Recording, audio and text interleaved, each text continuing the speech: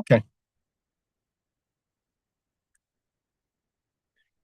So it looks like we're able to live stream into um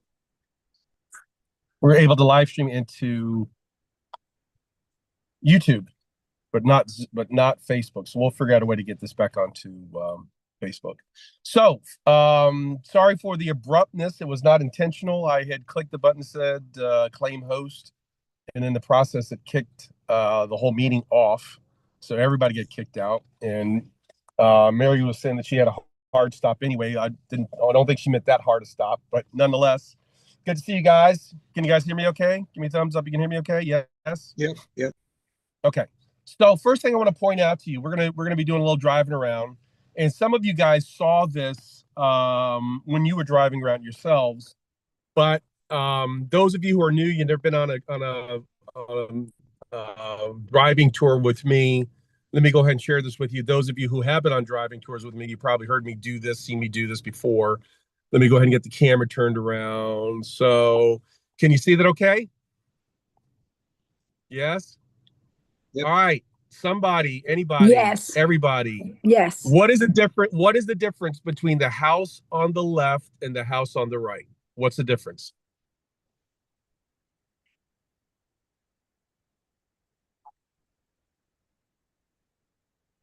Don't everybody talk at once. It might break the internet. What is the difference between the house on the left and the house on the right? Well, the house on the right has solar panels. Okay. As does the house on the left. Sure does. The house on the left is made of brick and the other one isn't. Both houses are made of brick. One's a red brick, one's what's called a buff or light white brick. The house on the left looks like a colonial type style house. It's the two different styles, it seems to me. The house on the left is a colonial. The house on the right is a colonial.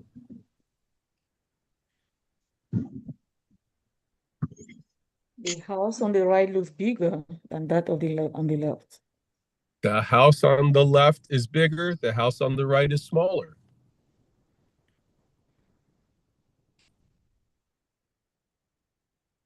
By the way, it's okay to say I don't know. Is the house on the left? Is the house on the left? You guys are batting 0 out of 8 now. The house on the left looks like it's a brick. The one on the right, I can't see if it's a siding. Is that siding?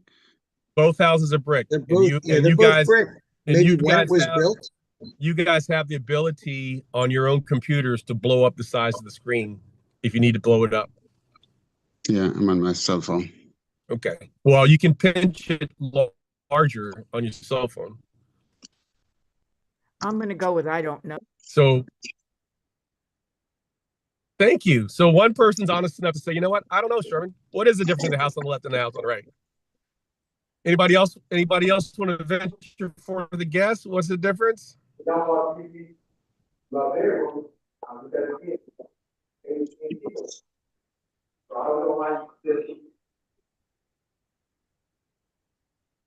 I give up. There is no difference between the house on the left and the house on the right. There is no difference.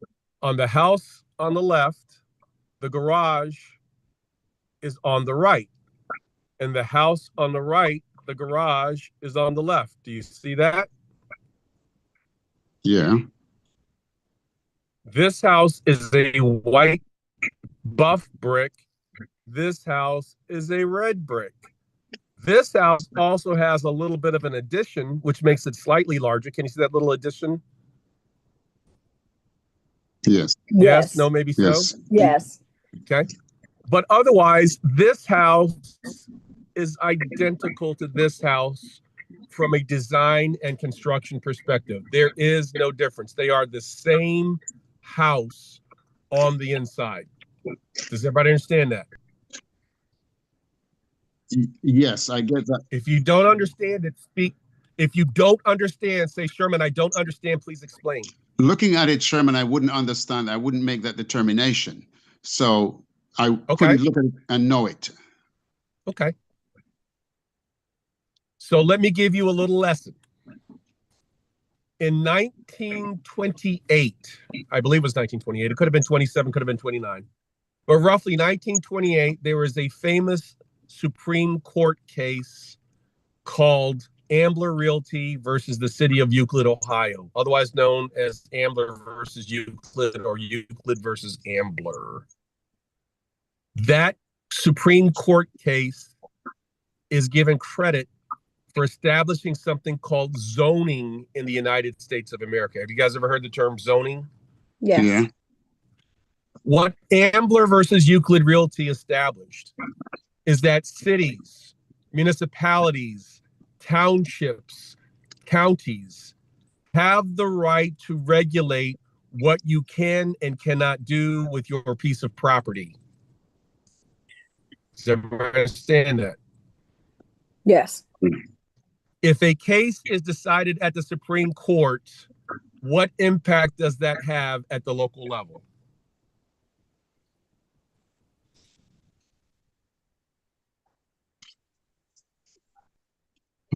It Real pushes estate. it pushes the It's okay to say, legislation I down. don't know. Yeah. Sorry? The states have to follow the federal legislation. When a case is established at the Supreme Court, it pretty much becomes the law of the land. Does everybody understand that? Yes. And when the case was decided in favor of the city of Euclid, Ohio, that allows for what's called police powers, not the police, but police powers. The phrase police powers pertains to the ability of a municipality to regulate what happens inside that municipality. No noise ordinances are police power. Curfews are police power. And the right to regulate what you can and cannot do with your piece of property is a police power. Does everybody understand that? Yes. And so what Ambler versus Euclid Realty established was that the Supreme Court said municipalities can in fact regulate what somebody can do with their land. But it was not an unlimited regulation. It is regulation within reason. Okay? So what does it mean within reason? Number one, if a municipality, a city, a township, a county wants to regulate what happens with a piece of property, it must first establish what's called a master plan, number one. And that master plan must be updated every 10 to 15 years. And the master plan must allow for, it must be publicly available, and it must allow for somebody to understand what you can and cannot do with your land before you buy it. Does everybody understand that? Yes. Yes. Number two, the master plan must also be accompanied by something called zoning and land use regulations. And the zoning and land use regulations must be clear. In other words, before you buy your property, you need to know what you can and cannot do with it. And then number three, those regulations must be uniform, meaning everybody has to adhere to them.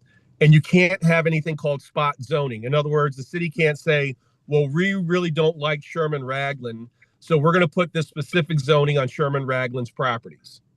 No. That's what's called spot zoning. That is not allowed. And number five, there must be some remedy.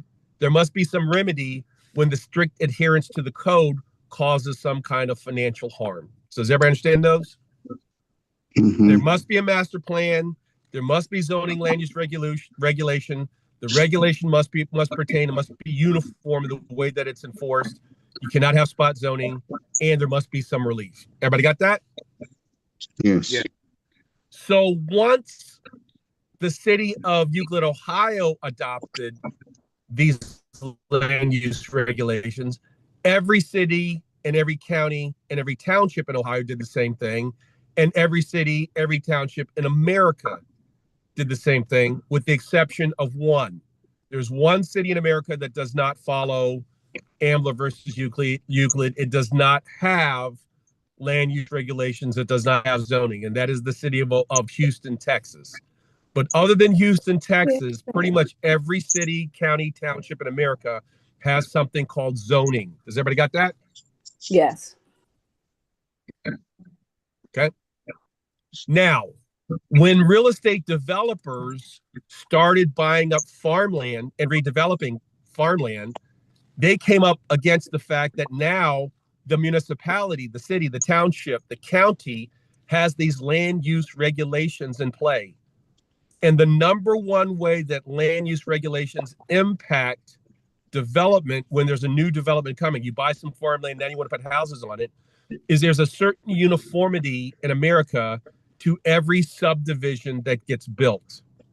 I am sitting in a subdivision that was built, or excuse me, designed in 1980 and built between 1980 and 2000. Got it? Mm-hmm. And one of the things that you will see when you go into these subdivisions is that pretty much every house on the street is the same. Are you seeing that? Are you seeing that? Yes, no, maybe so. Tell me whether or not you see it or not. Yes. Yes. Do you see that Well- house? Well, to be honest with you, that's why I struggle with when you ask about the comparison earlier. If you hadn't told us what the inside is, that they were exactly the same, just looking at it from the outside, I wouldn't have known that. So no, I don't see that until you explained it. And George, the mistake that you made is the same mistake that new investors make all over the country.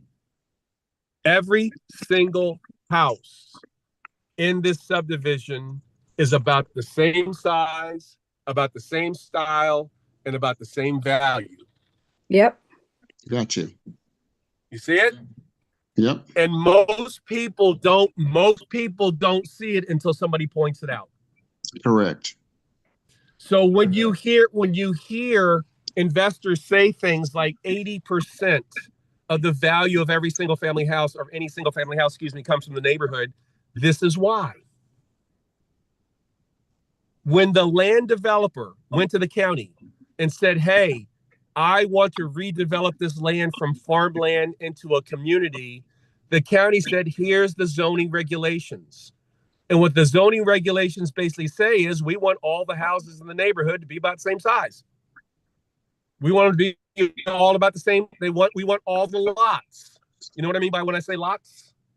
Yes. The piece of land. We want every piece of dirt to be about the same size. These are all 3/4 of an acre lots. We want the setbacks from the street to be the same. You see that? And so while there are subtle differences, so like that one's siding, right? But even though it's siding, isn't it still fundamentally the same house? Is that house? Let me say it again. That Yes. house right there, 15002. Do you see it? Yeah. Yes. Other than the fact that that one's got siding, isn't it about the same size? Doesn't have about the same number of windows? Basically, isn't it the same house as that house right there? Yes. Yeah, with just minor changes. Correct. Exactly. So what happens is when builders decide to build houses, they must first submit what's called a subdivision plan. And the first thing that the county looks to is, are all the lots about the same size? And in this case, they're all about 3/4 of an acre. And then the builder must also submit what are their plans for the house. Well, every single plan they submit, they price tag. Every single plan they submit to the county must be approved, and they have to pay a fee. Does everybody understand that? Uh-huh. Yes. So what's cheaper? Come up with 8 different designs, or come up with one design and make 8 different modifications to the one design? What The is more latter. cost effective for the builder? One The latter. design. One Exactly. design. One design. One design, 8 different variations. Does everybody understand that? Yes. Uh-huh. Fundamentally, once you go inside these houses, they look the same, they feel the same, they smell the same, they are the same. And the fact that one is siding and one is white brick and one is red brick doesn't make any difference whatsoever once you go inside that front door. Another Got it? difference, Sherman, is in the county makes them make these couple fake with garage left and then maybe a few more garage right. They might specify that too. So what the general, Michael, very good observation. Generally what the county will say is no two houses that look the same next to each other. So the builder will work hard to make sure that there are subtle differences, because the county regulations typically will say we don't want the same house next to each other. Now, how do we do that? On one, we put that garage on the left, and on one, we put the garage on the right. On one, we put the garage on both sides, and on one, we have white trim, and on one, we have beige trim. Got it? On one, we put a brown roof. On one, we put a gray roof. Understand? Yes. Mm-hmm. But as we drive around, what we will see is that fundamentally, all the houses in this subdivision are the same. It's the same house over and over and over again. You'll oftentimes hear people talk about the cookie cutter nature. Now, as we get closer, do we begin to see some differences? If the neighborhood changes, I would imagine so. I'm talking about these two specific houses. As we get closer, do we see some differences? Oh, I see what you're saying. Okay. Would you say that the house on the right is better maintained than the house on the left? And some of you guys may need to blow up the screen on your computer. No. There is no I question that the house on the right is better maintained than the house on the left. The house on the left has blown up, has screens that are falling off the house, has landscaping that is night and day different. Got it? Do you see that? Please. Yes. Mm-mm. Yes. So when the houses were both new, they probably sold for the same amount of money. But today they would not, because the house on the left was better maintained than the house on the right. But when the time comes to calculate the potential value for the house, otherwise known as the ARV, the first thing we must establish is, what are the values in the neighborhood? Because the values, 80% of the value of any single family house comes from what? The neighborhood. The neighborhood. And that is why it is critically important that when you pull your comps, you don't jump neighborhoods.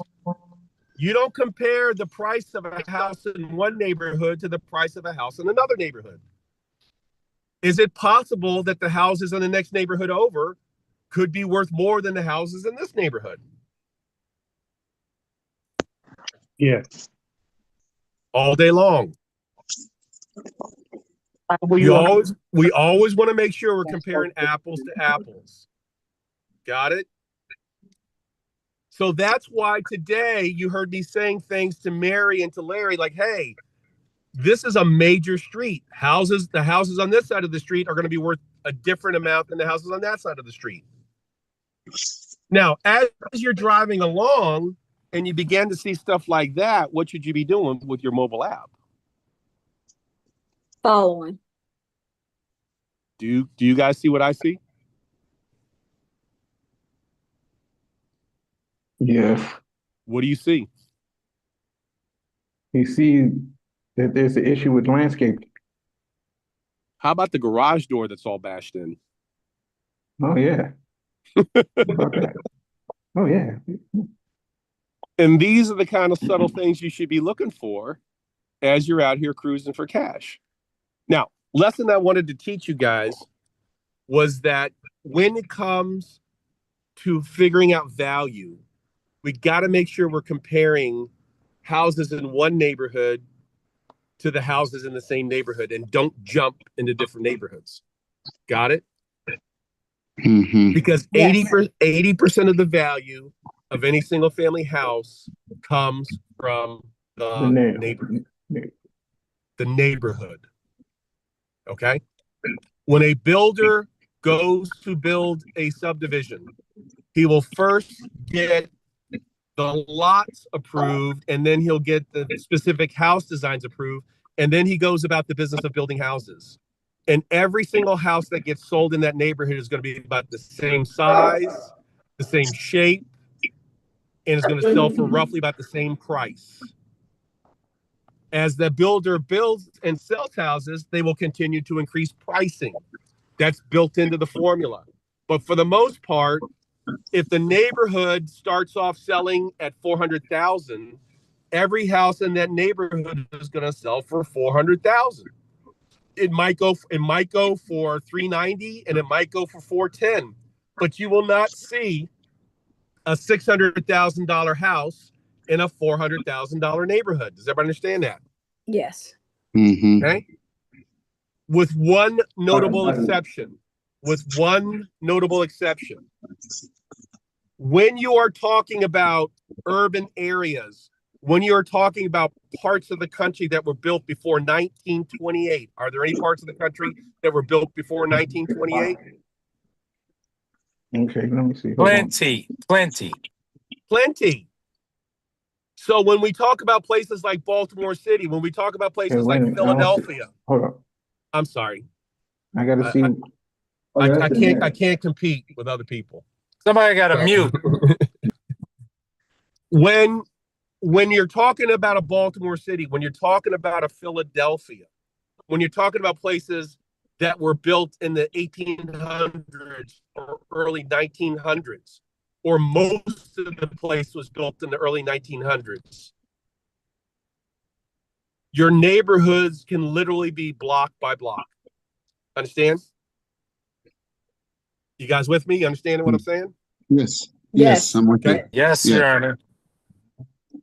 Because those places were designed and built before Ambler versus Euclid. They were designed and built before that Supreme Court case. Okay. Yes. Now, somebody explain to me real quick. Watch very carefully. You guys see this okay? I know it's a little bumpy. Yeah. Somebody please tell me what just happened. You're in a different kind of neighborhood now. Neighborhood change. Neighborhood changed dramatically.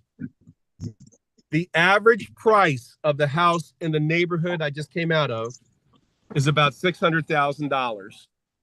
The average price of the houses in this neighborhood are 1.2 million. Mm. Is that a significant difference? Yes. Very much so. Yes. And Great. if I'm not paying attention, I might very well be looking at a house in the neighborhood I just came out of, which, by the way, is less than 200 feet away. And I might very well say, when I pull my comps, oh my gosh, look at that.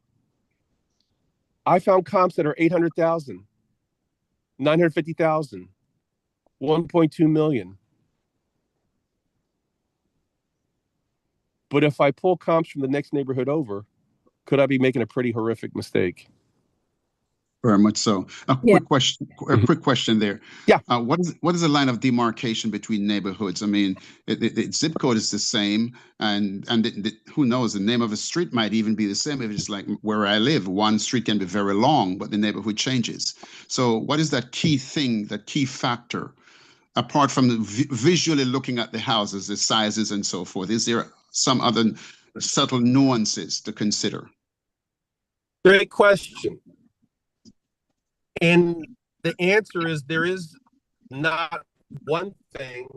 It's a list. You're faded out.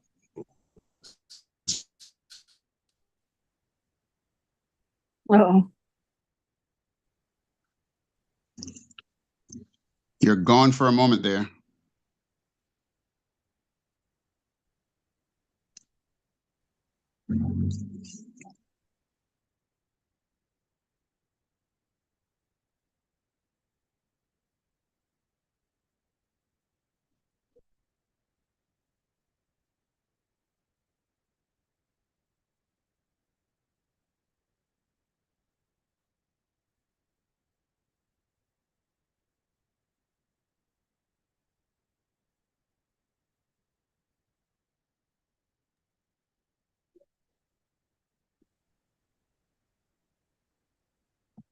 Can we text him that he's not coming up?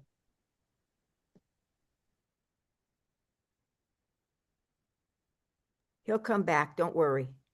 He knows it. He just went on.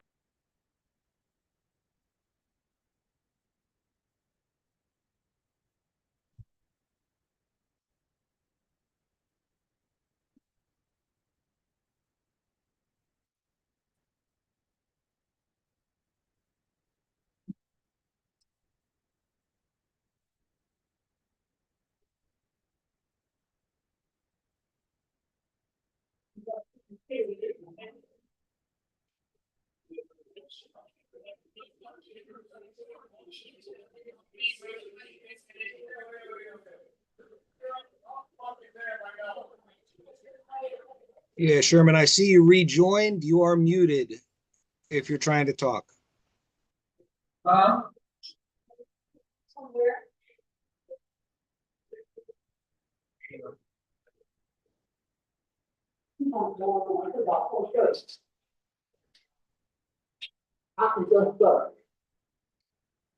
Drive here and come back.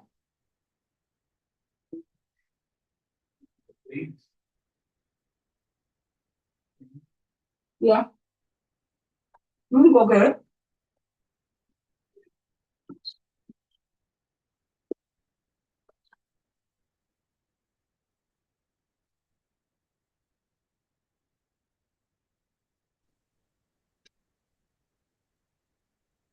Okay.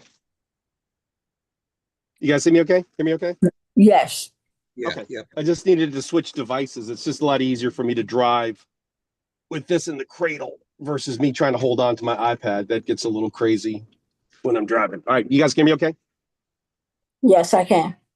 Okay. So before I switched, George was asking, what's the one thing to look for when you're looking for these barriers between one neighborhood and the next? And what I said was not one thing. It can be, all right.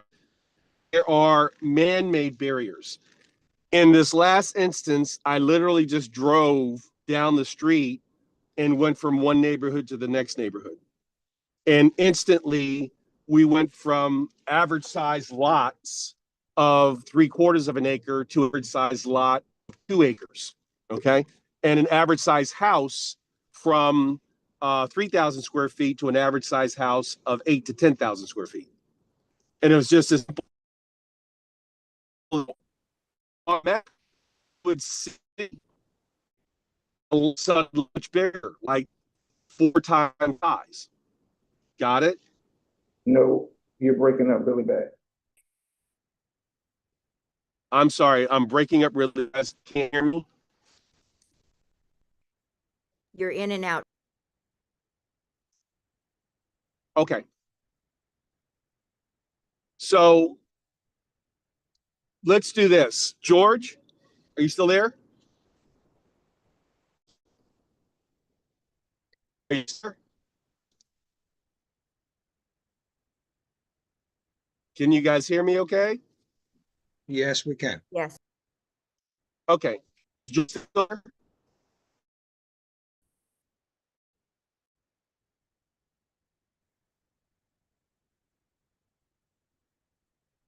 Hello? All right, I guess we lost George. All right, who else has got a question?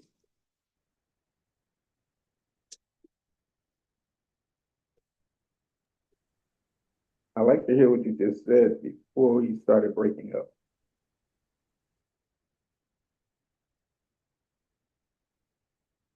Can anybody hear me okay? We couldn't hear what you were saying at the end when you were trying to answer George. Okay.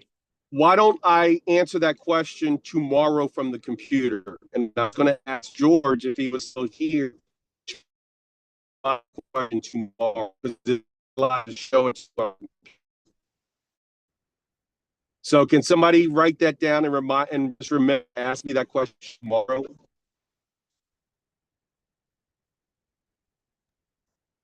Yes. Yes. Okay. Appreciate it. All right. Who else? While we're driving along, it's going to take me about 10 minutes to get to the next location.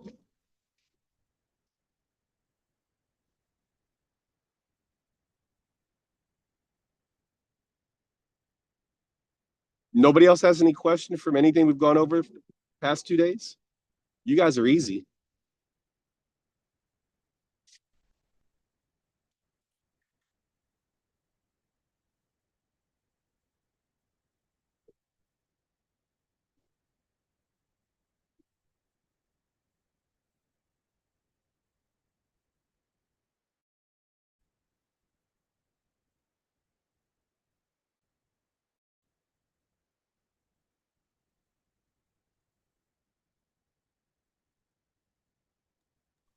Yeah, Can you hear me?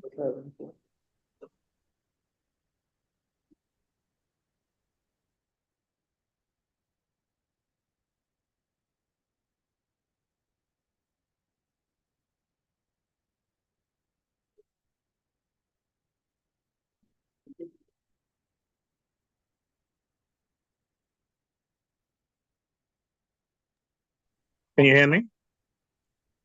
Yeah, go ahead. I have a lot of questions too, just like George, but my battery is about to die. Because I'm curious how you tell the difference in the neighborhoods too. Did you hear the answer I gave to Yeah. Sorry.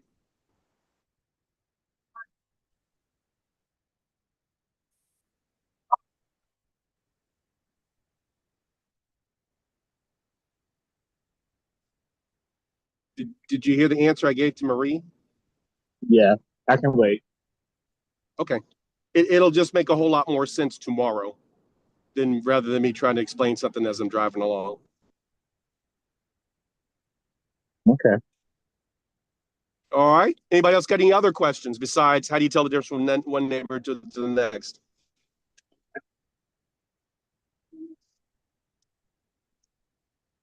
Oh, you were talking about 1928, where the houses were all built the same. How do you tell if the house is older than before 1928? No, the houses weren't built in 1928. The houses that we just looked at were built in the 2000s. What I said was that the Supreme Court case was in 1928. Right, but I'm saying if you're looking at a house, how can you tell how old it is or when it was built? Well, most houses, the date they're built is a matter of public record. So if you search the public record, but you can tell that a city or a part of town was built before 1928. You're in Philadelphia, right? That's a lot, mustard. You're in Philadelphia, right? Yes. Have you seen situations where you have $1 million neighborhoods next to crack houses? Yes. It's because Philadelphia was started before 1928. In fact, Philadelphia is the oldest master plan city in America. The plan for Philadelphia was created in like 17 something by William Penn. 16 something, actually, 16 something. Okay. So everywhere in Philadelphia, there's no rule for zoning?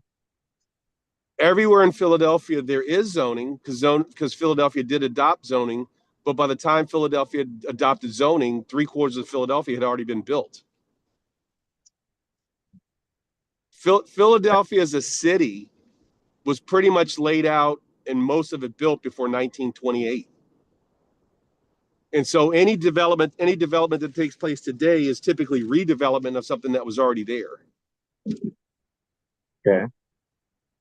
And that is why when you are in a city like Philadelphia or Baltimore or DC or any northeastern city, neighborhoods literally change block by block.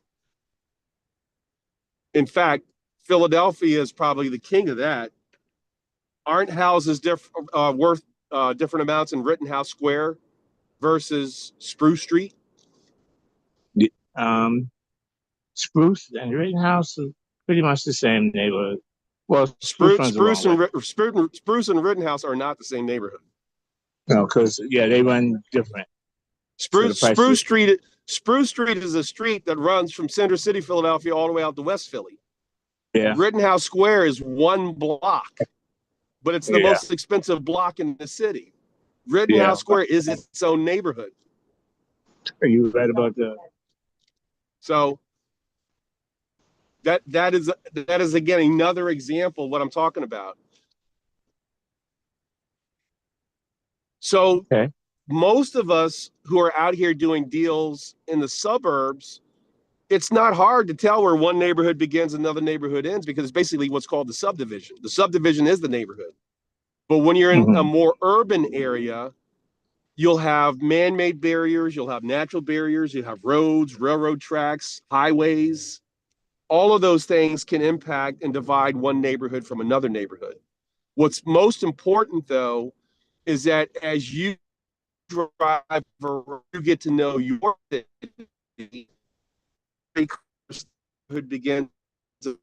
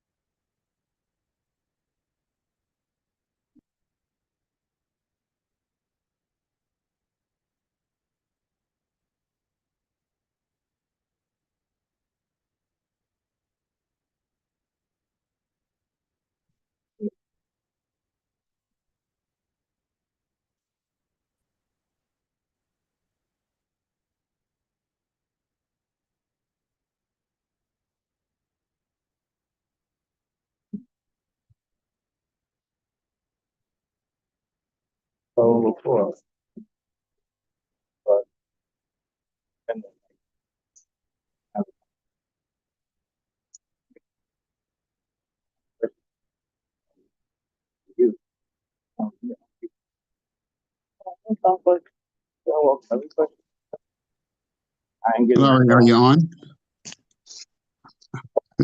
Am I back on? Yes, you Can are. anybody hear me? Yes. Oh, good. I lost everybody there for a while. Where's Sherman?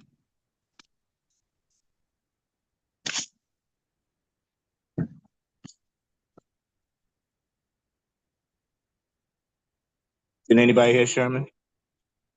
No. Nope. He's on, but I think he's muted right now. Oh, okay. We'll just wait for him then.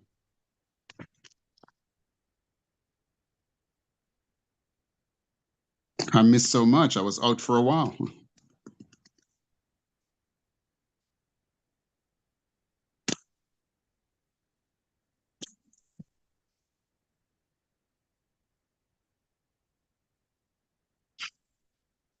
Sherman's camera is off. Can you guys hear me okay? Yeah, you're back. Yeah, Okay, we can you're now. back. Okay. All right, we're about 5 minutes out from the first property we're going to get out and walk around, and that's going to be the house that we converted into residential assisted living. And we'll be there in about 5 minutes. So anybody else got questions while we're driving along here? Can you talk a little bit about the conversion to residential assisted living, or is that kind of putting things ahead of the curve? No, I'll talk about it, but I'd rather talk about it when I get there. I can explain it better. Got it. Then maybe if you could talk about the comps when we're in those neighborhoods like Baltimore, Philadelphia, DC, or other established kind of cities. So when you're dealing with a city that was pretty much designed, laid out, and built before 1928, the most important thing is just to really be sensitive to, okay, where does one neighborhood begin and another neighborhood end? And again, in a city like Philadelphia or DC or Baltimore, it could literally be block by block. Some cases, it is a block, like Rittenhouse Square in Philadelphia. Some cases, like Manhattan, the building itself is a neighborhood. Values vary dramatically in Manhattan from one building to the next. And so again, it's not a matter of, is there a specific rule? It's not about so much specific rules as much as it is about understanding at the property I'm looking at, where does the neighborhood end and where does the other neighborhood begin, and not comparing houses outside your neighborhood to houses inside your neighborhood. If that makes sense. Yes. Yeah, yes, it does. Okay. And again, it's always easy in the United States. It is always easier when you're dealing with the suburbs, because when you're dealing with the suburbs, the subdivision, right? And you hear people talk about the subdivision is the neighborhood. So kind of the rule of thumb for suburbs is make sure you're pulling comps from within your subdivision. Now, if you got a large subdivision, you may want to pull from one area within the subdivision, not the whole subdivision. And also making sure that if you're looking at things like townhouses, you don't compare townhouses to the non-townhouses that are across the street. The townhouse community is the neighborhood. Got it? Mhm. Yeah. Sherman, for those of us who may not be interested in getting into assisted living properties, which is highly profitable, I understand, but want to be more passive, like having a multi-family dwelling, let's say if 10, 12, 20, what kind of counsel or advice do you have for us on that? It's quite different from single family houses, so you're not flipping. What makes you think assisted living is not passive? The assisted living, the way I do it and the way I teach it is passive. Yeah, maybe so, but then there's a lot of regulations that you have to deal with that. Obviously, you have elderly people living in there. You got to be very particular about the property. They're more vulnerable to slipping, sliding, and so forth. Whereas I think an apartment building with younger people who come and go and so forth doesn't require so much of your attention and even much regulation. It has been my experience that apartments require way more of your attention. Well, you're the professor, I'm just guessing. Yeah, that's why we're having this conversation. Hang on, I'm gonna switch views.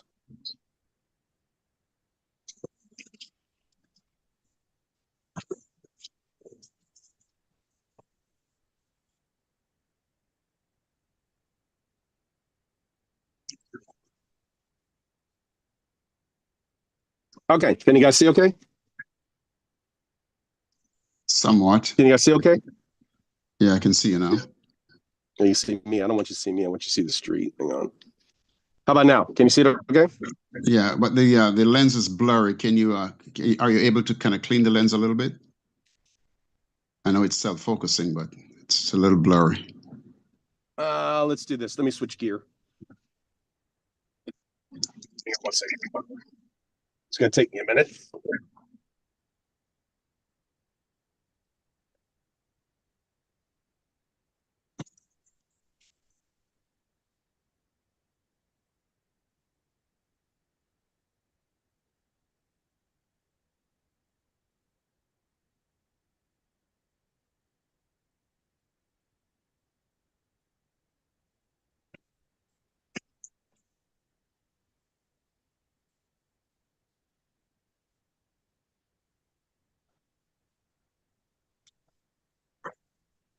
Recording in progress.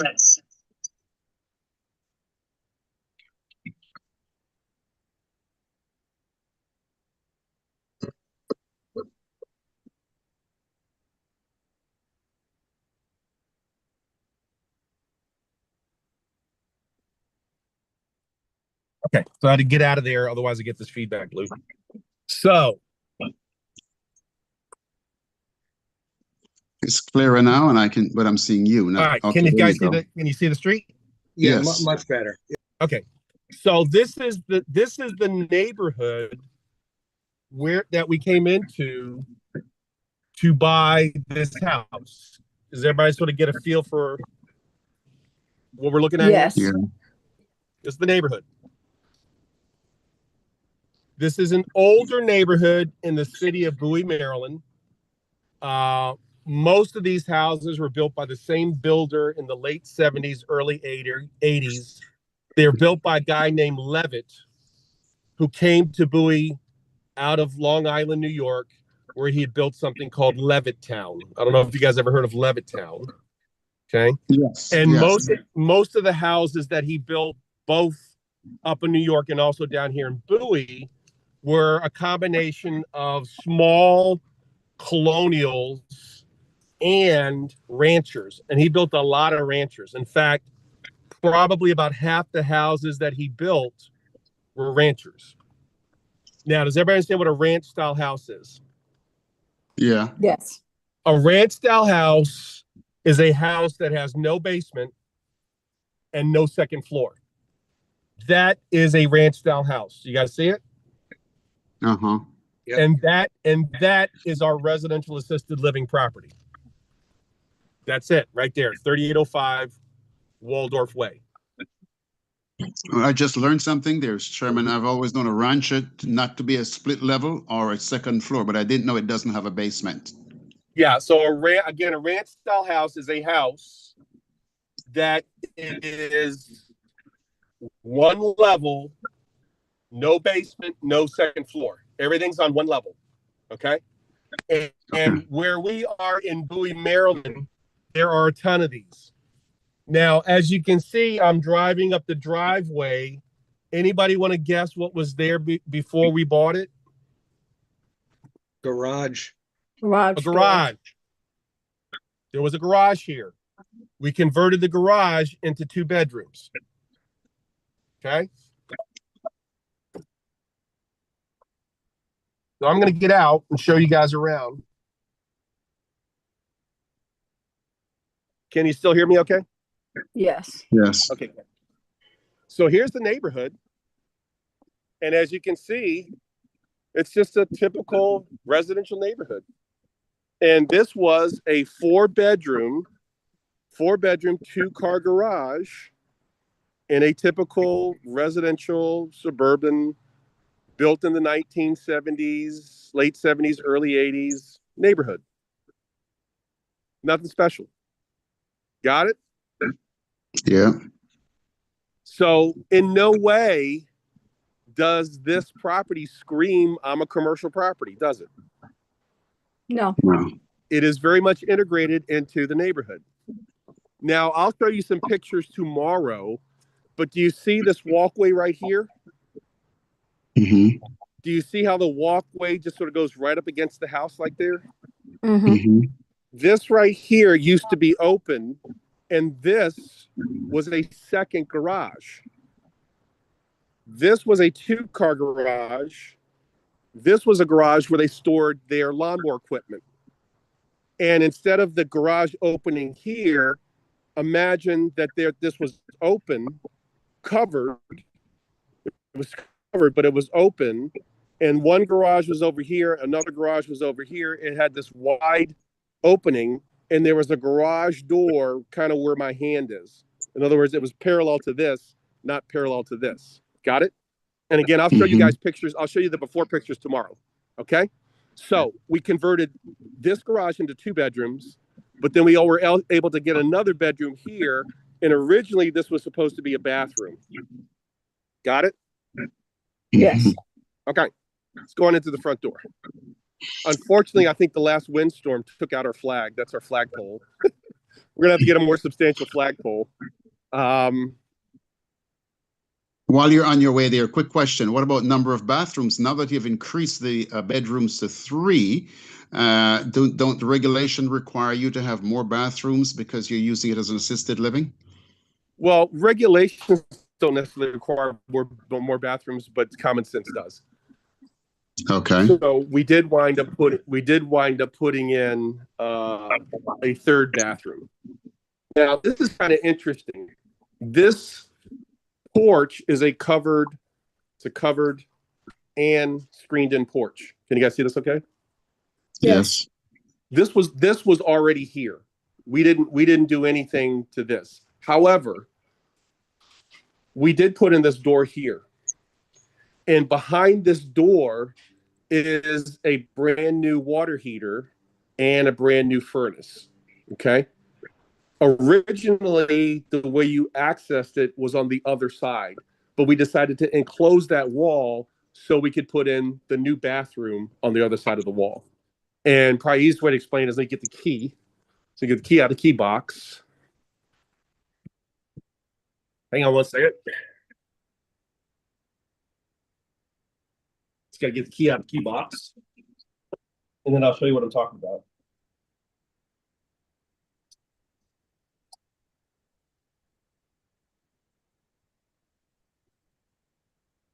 While you're doing that, Yep. can you hear me? Yeah. Okay. But when you went to the city of Bowie to get the plan together, you had to tell them what you're going to do with the property. Correct. They don't have any specificity to say if you have these many bedrooms, you have to have these many bathrooms. You, by discretion, you just put one in. But if you didn't choose to put one in, wouldn't they have required you to put more bathrooms in based on the number of bedrooms? So in Maryland, residential assisted living is controlled by a state agency. And Okay. in Maryland, the state agency that regulates residential assisted living is the same agency that regulates hospitals. Okay. So that's the Makes brand new sense. furnace. That's the brand new furnace. That's the brand new water heater. This is a brand new wall. On the other side of this wall, we put in the brand new bathroom. And two reasons why we have the furnace and the water heater accessed from the porched in area. Number one, we wanted to put the wall in so we could put in a bathroom and not have to go through the bathroom to get to the furnace, which would have been ridiculous. But number two, the other benefit is that anytime somebody has to come out and service the furnace or service the hot water heater, they don't have to go inside the main house to get to it. And this is a very common feature that you see today in hotels and in apartments, where they put the access to the utilities outside the unit. So the maintenance person doesn't have to come in and disturb the guests. The maintenance person doesn't have to come in and disturb the residents. Got it? So that was kind of a cool. And that was actually suggested to us by our HVAC contractor, by the heating contractor. He's the one that suggested it because he said he saw a lot of that going on with brand new apartments and with hotels. And he does a lot of that. He does a lot of commercial work. So he suggested that. All right. So let's go on inside and I'm going to answer some of you guys' questions. Ta-da. Okay. So the question, George, that you were asking is, who dictates what has to happen with the, oh, she got the beds in. What has to happen with the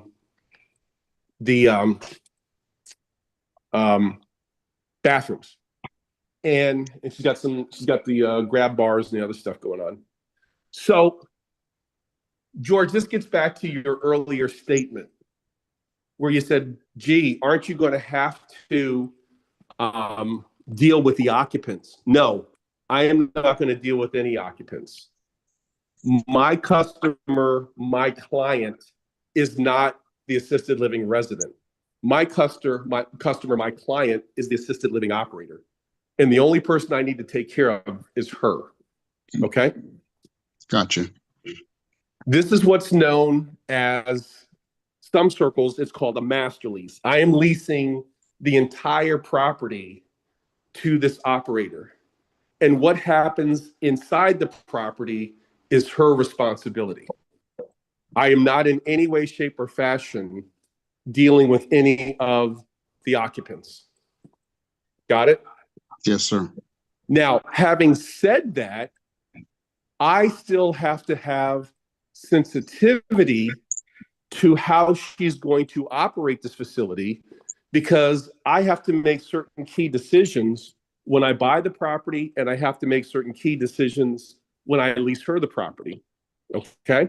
So I need to know enough about the business to be able to make some key decisions. As an example, do you see how wide open the space is? Mm-hmm. It's wide open for a reason. Most residential assisted living operators in Maryland are required to have 2 staff members at all time. But they don't typically want to have more than 2 staff members at all time. Got it? Got it.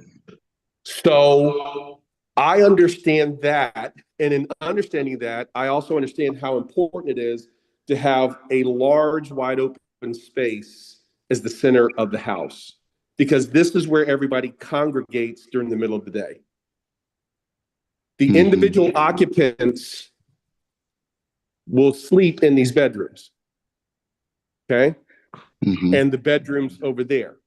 But the staff will get them up, get them changed, get them showered, feed them breakfast, and then for the entire day, everybody's basically spends the day in one large central area. Got it? That must be boring. Got it. You're 80 years old and you can't even brush your own teeth. I don't think boring has anything to do with it. Hey, George, let me ask you a question. Is this a business or is this a hobby to you? Obviously a business. Obviously not. Because when you make comments like that, what you're saying to me is you're not thinking with your correct brain. There's the hobbyist brain, and then there's the business owner brain. Is it your Have you intention ever- to insult? Have you ever been to an assisted living facility? Have you ever been to an assisted living facility? I have. People who are 80, 90 years old who cannot even eat for themselves,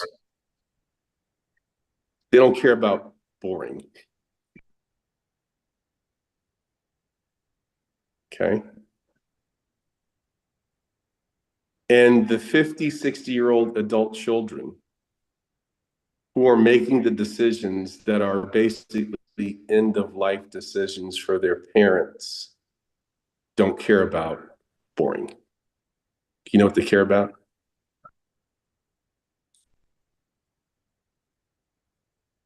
No. Is somebody taking care of mom? Are they competent taking care of mom? Is mom going to have to go up and down a flight of stairs just to be able to eat and sleep every day? If mom's in a facility with 6 or 7 or 10 other people, how many staff members are looking after mom? And are they really looking after mom or are they distracted? George, I have an 89-year-old father who had a stroke last year, went to an assisted living facility, and died in an assisted living facility. I don't give a shit about board. I give a shit about, are you taking care of my father? And how are you taking care of my father? And what is your staff to occupant ratio? And can you actually see my father, or is he behind some blind corner where nobody knows what's going on? All due respect, George, this is not a business to you, it's a hobby. Because when you make comments like that, you're telling me this is a hobby. Understand? No, I don't understand that, Chairman. I had a 95-year-old aunt in a facility in London. I visit her 4 times a year. I stayed in London 6 weeks at a time. Just 2020, she passed away from COVID. She had the potential to live to over 100. Her mental acuity, her sharpness, her alertness was perfect when she went in. So, different individuals are at different stages, at different years in their lives. She was mentally sharp, doing perfectly well. But for COVID, she probably would have still been with us. And she was 95. Okay. So when you went to go look at the facility, were you the decision maker in terms of? I was the decision maker. What were the kind of questions that you asked? What were the things that you looked for? I wanted to make sure there was safety. I wanted to know what kind of records they had in the past, and I wanted to see the rating of the property. Obviously, in the UK, things are different from here in the US somewhat. And I was satisfied with the facility and the ratio of staff to, and it wasn't 2 to whatever, there's a certain ratio that they go with. And I was satisfied with it. And if you had considered this style of care, when you walked into the front door, if the first thing you saw was a flight of stairs and a chairlift, what would have been the first thought going through your mind about the quality of care your mother was going to get? Well, it would not be that kind of facility because they're required to be on one flat floor. There's no stairs, no elevator, nothing. Do you think that's important to take into consideration as somebody who's buying properties to convert them to residential assisted living? Of course, but if the regulation says you cannot have a two-floor situation, it must be that one floor, then that's already taken care of. There isn't that kind of regulation in Maryland or in the United States. Okay. But is that something that you should consider as the property owner? Yes, but again, in my situation, they're required to be on one floor. And that was what I was looking for, and that was what I got. And I haven't thought beyond that because I haven't thought of going in the business. Now, if I was considering going in the business, yeah, there's some things that I would need to find out. But beyond that, I don't know anything about what you know about, which is the kind of properties that is required, what is regulation, what is not. But common sense would tell me, yes, what you just suggest is what should be.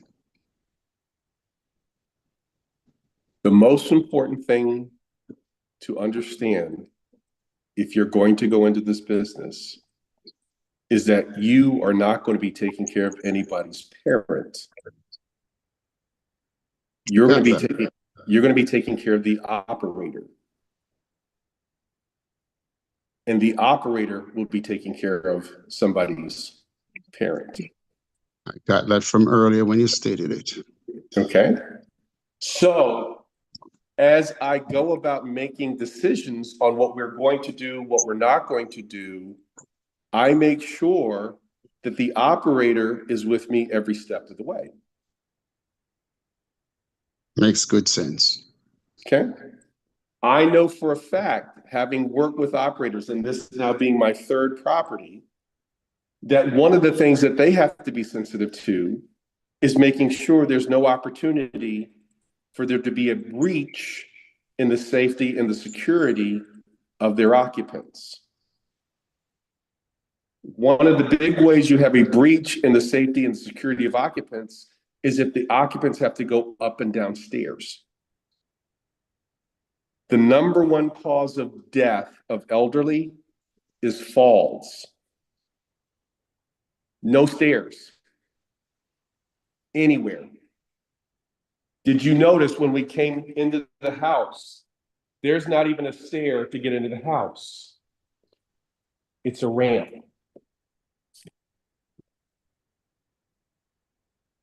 No stairs. No basement. Why no basement? Anybody know why there's no basement? Well, you require stairs to get into a basement, so it's just perfect common sense that for the safety of the residents, there shouldn't be a stairs to go down or to go up. All you need is to have one person forget to leave the door open to the basement stairs one time. Could that be a catastrophe? Most likely. So as the landlord, I don't even consider houses with basements. Makes perfect sense. Does everybody understand that? Now, this room had a closet right there. This house, when we bought it, had a doorway right here. Why did we open up the doorway? Why did we take out the closet?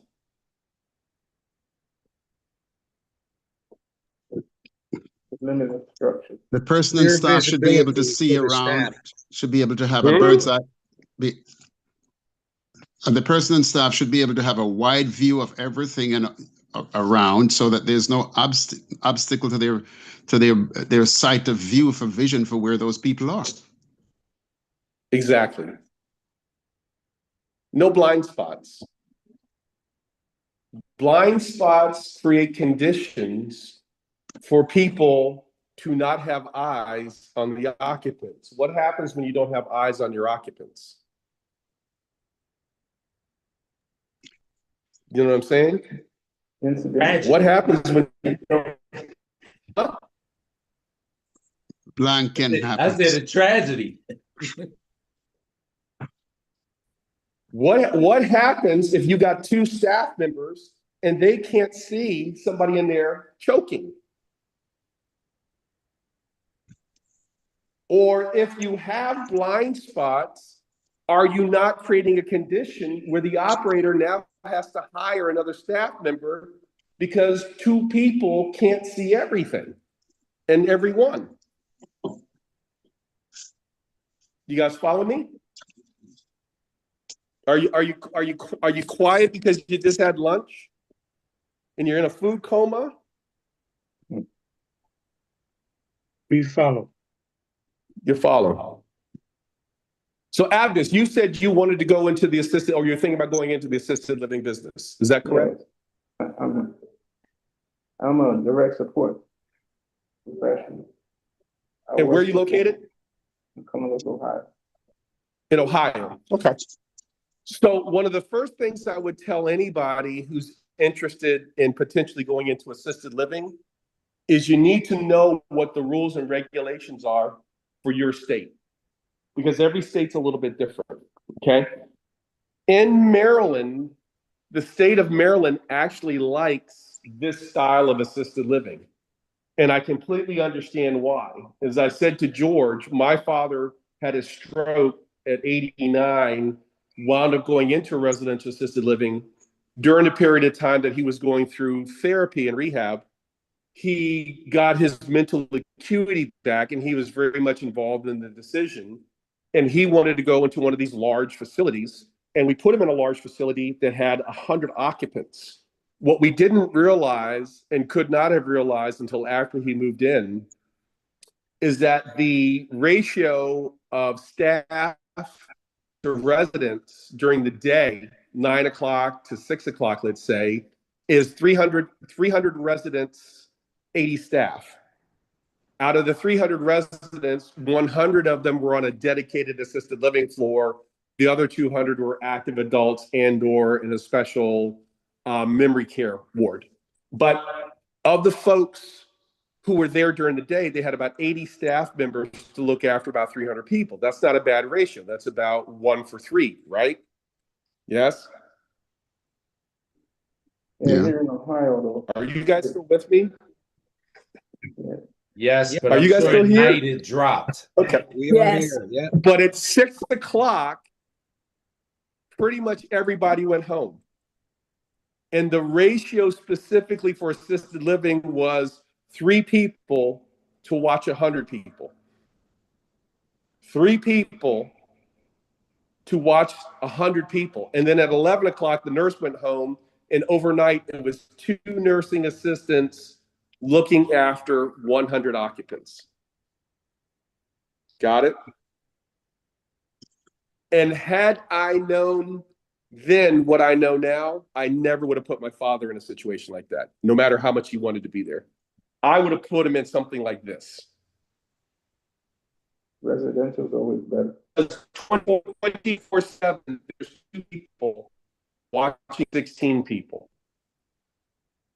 And sometimes there's 3 people watching 16 people, but that's the ratio 24/7. This is the dining room. There was a fireplace here. You can't have a fireplace in assisted living, so we closed that out. This was one very large room, and we turned this one very large room into 1, 2, 3 bedrooms.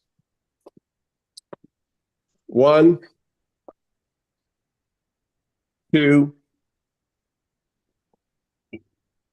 3 bedrooms. And as you can see, she's setting up most of these bedrooms for 2 occupants. That's why she has the twin bed. That's a twin bed.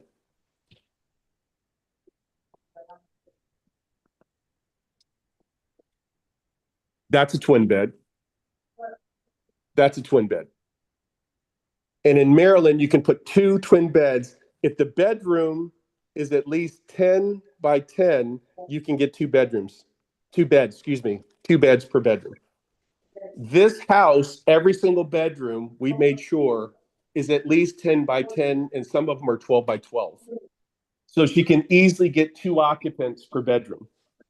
This was supposed to be the bathroom. However, when we started construction and we brought up Miss Utility, turns out the sewer connection is not out there where we thought it was. The sewer connection is way over there. So we could not use this as a bathroom. This is the laundry room. The laundry room was here. So that did not change. However, we did move this here. This cabinet here was originally over there when that was the wall. And we opened that up again so that we could have, so that she could have 2 people watching everybody.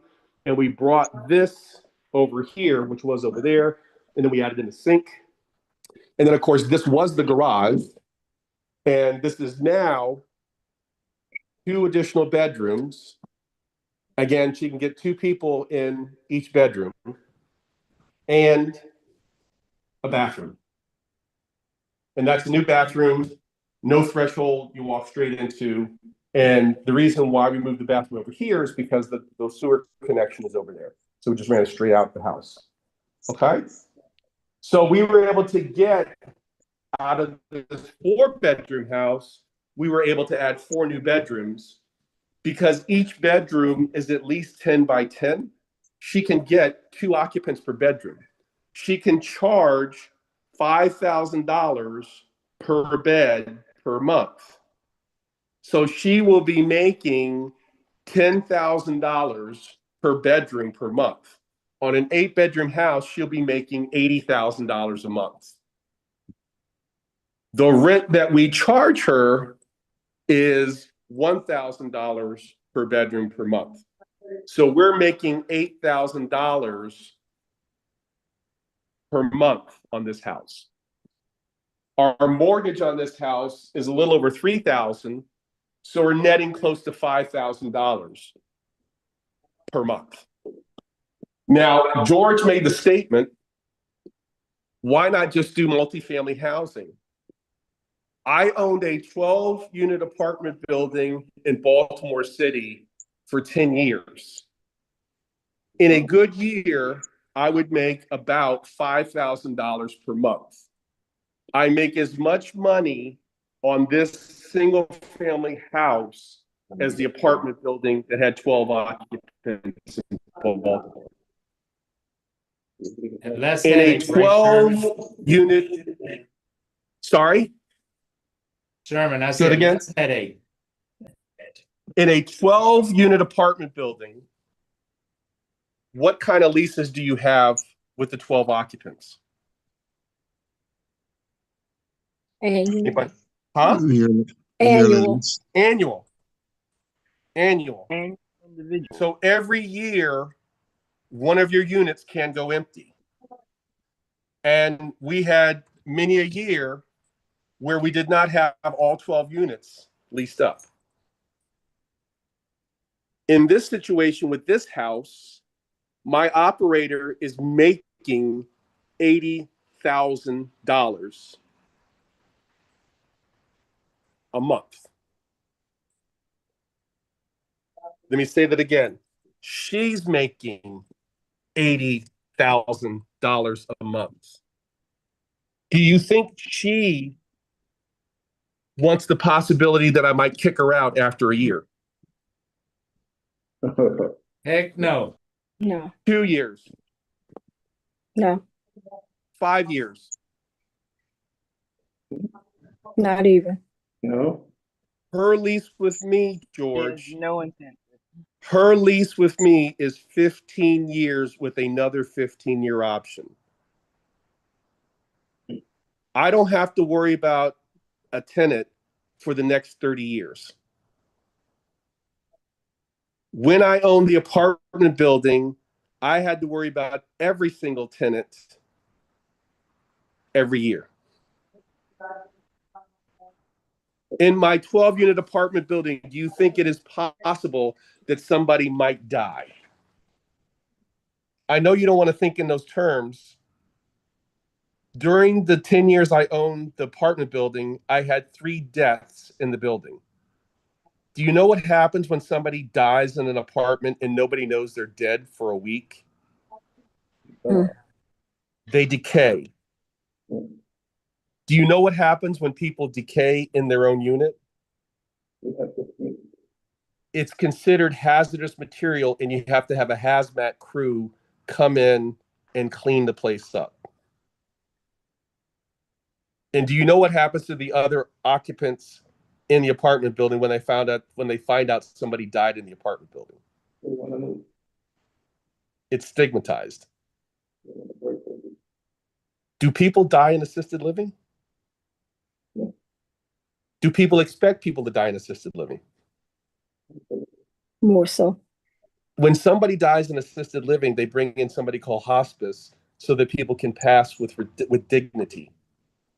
And it's a very dignified process, and it doesn't spook or scare anybody. And in some cases, they can leave the facility and go to a hospice facility. But the bottom line is, I, as the landlord, am never anywhere near that situation because my arrangement is with the operator, not with the tenants.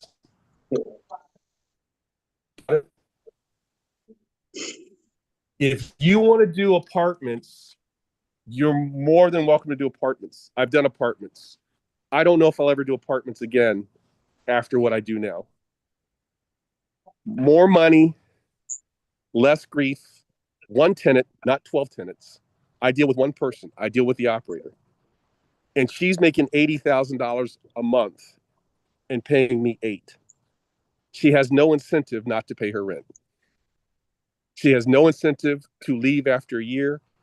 She has no incentive to do anything other than do what she's really, really good at. You know what she's really, really good at? Taking care of people.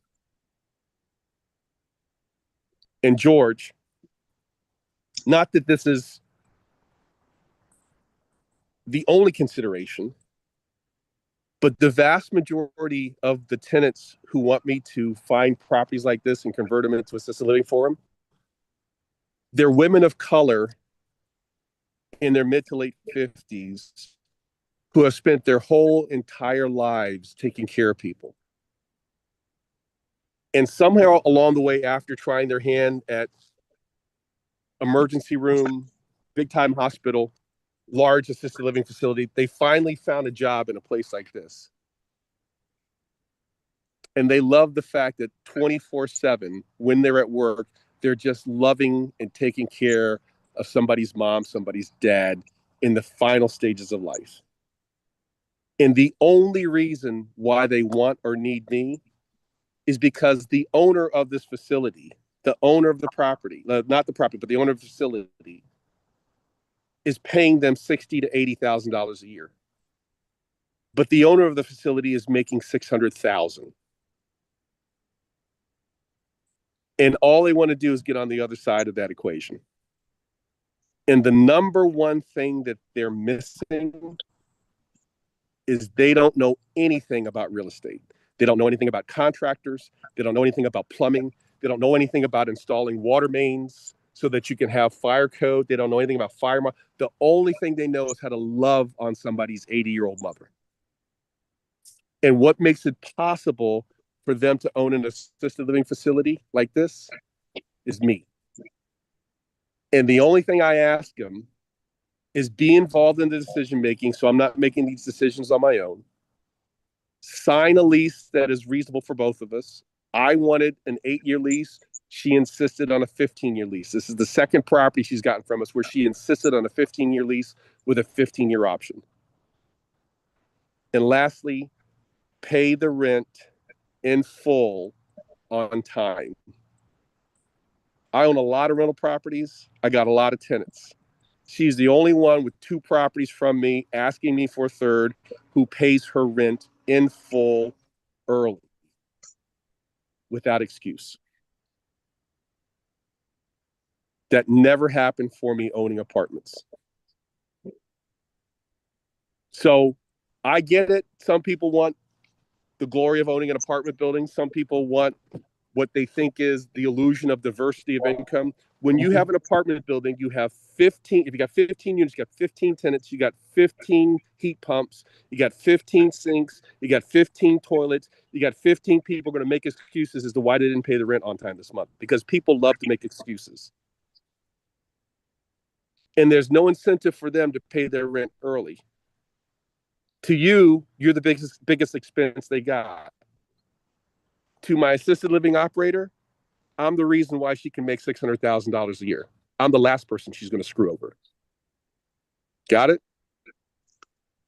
Thank you for the comparative analysis, Sherman. I've learned quite a bit today, and I've learned a lot about you too in the process. So thank you so very much. I appreciate it. Thank you. I appreciate you, George. You know I do. And by the way, the coffee you sent me is delicious. Thank you again. I really enjoy it. So I get it, and I'm not here to tell people do this or don't do that. I'm here to do exactly what I just did, which is give you the comparative analysis, tell you the pluses and minuses, tell you the real story, the real deal, and then you can make your own decisions. And I've been in the real estate business as an investor my entire adult life. I got my real estate license when I was 23 years old. I bought my first investment property when I was 27 years old. And of everything I have done, I would say for the past 40 years, there has been nothing more gratifying, either emotionally, mentally, or financially, that I've done as an investor than taking single family houses and converting them into assisted living and creating opportunities, again, for predominantly women of color in their 50s to own their own business. And when you are able to do something like that, you have a very unique relationship with your tenant. Your tenant is grateful. Your tenant loves to see you coming. You love to see your tenant coming. The number one conversation I have with Wilhelmina is, when am I going to get her another house? She wants 5 of these things. And I've never had any kind of relationship like that with my other tenants. Sherman, excuse me. Is Wilhelmina from North Carolina? Wilhelmina's from the islands. Most women, first of all, most people who are involved in healthcare are women, overwhelmingly.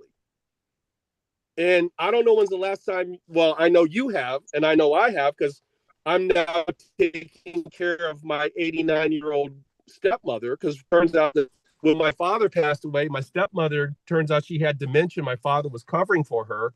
So the court appointed me as her financial guardian, which now has gone into me being her power of attorney, because she had a stroke a few months ago, or brain bleed or whatever. Technically it wasn't a stroke, so I shouldn't say that. But the bottom line is this. If you go into a health facility today with people who are taking care of just about anybody, but particularly people who are taking care of the elderly, they are overwhelmingly women from the islands. I'm talking about the day-to-day stuff. I'm not talking about the doctor who shows up every couple of weeks. I'm not talking about the physical therapist that shows up every other day. I'm talking about the person who's in the facility 24/7, changing the sheets, changing the bedpans, changing the toilets, changing the occupant. They are overwhelmingly women of color. They are overwhelmingly women from the islands. And the one thing that I've seen that they all have in common is they love people.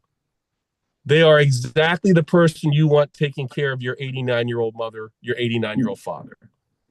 Not somebody like me who's motivated by money, okay?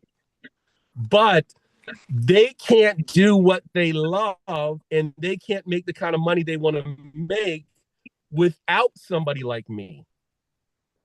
And when I had that aha moment several years ago, I'm like, I know exactly what I should be doing for this next phase of my real estate investor journey. I should be helping as many people like Wilhelmina to get as many properties as she possibly can, because she's exceptional at what she does, taking care of people's mothers 24/7 and hiring staff and training staff to do that.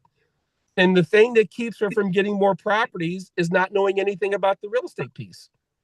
It is the perfect marriage.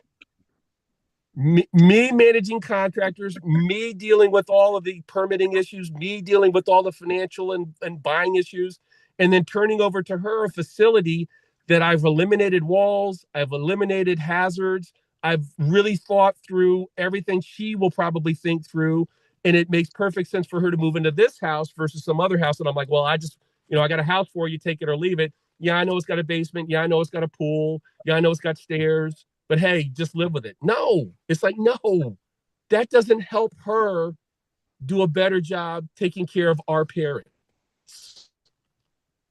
My job is to think through the real estate stuff and provide her turnkey an operation that she can move her beds into and be up and running in the first couple of months when she takes the keys from me. That's my job. That's our partnership.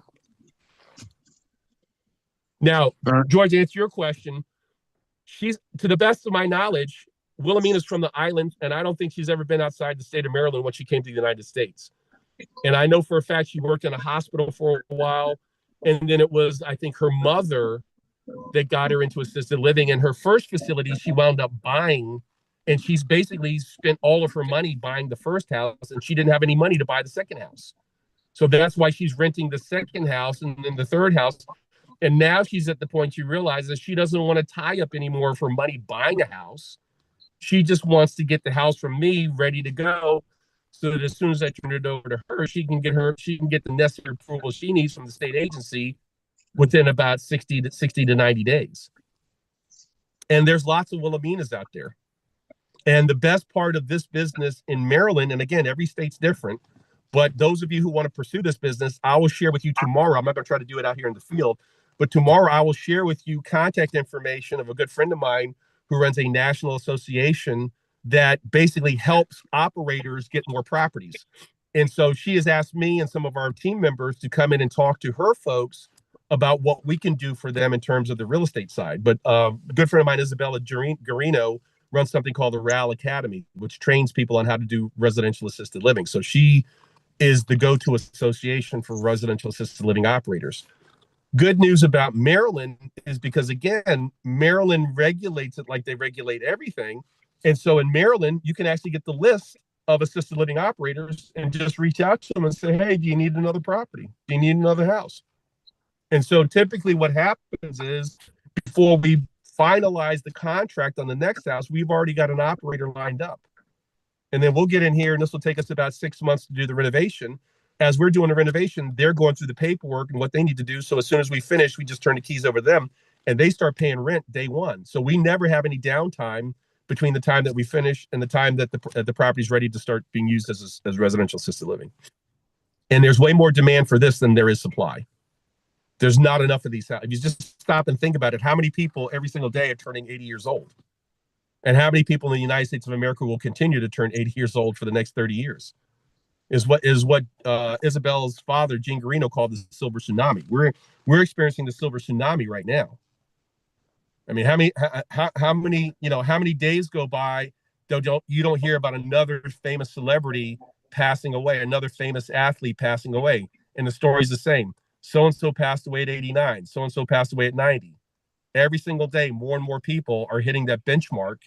And just before they hit that benchmark, 87, 86, 85, they suddenly wake up like my dad, right? And I would imagine, George, like your mother, like things they just did normally, they can't do anymore. They can't brush their teeth. They can't get to the bathroom. They can't even feed themselves. In my dad's final days, he his last couple of months, he couldn't even feed himself. And now they can't survive without some kind of assistance. And typically what happens is the adult child winds up taking care of them, right? And then they get burned out and they can't do it anymore. And home health care, you bring in a home health care worker, you're talking $20-some thousand a month. A home health care team to watch one person 24/7 is like $20-some thousand a month. And sooner or later, they get to the point where they fall, they have a stroke.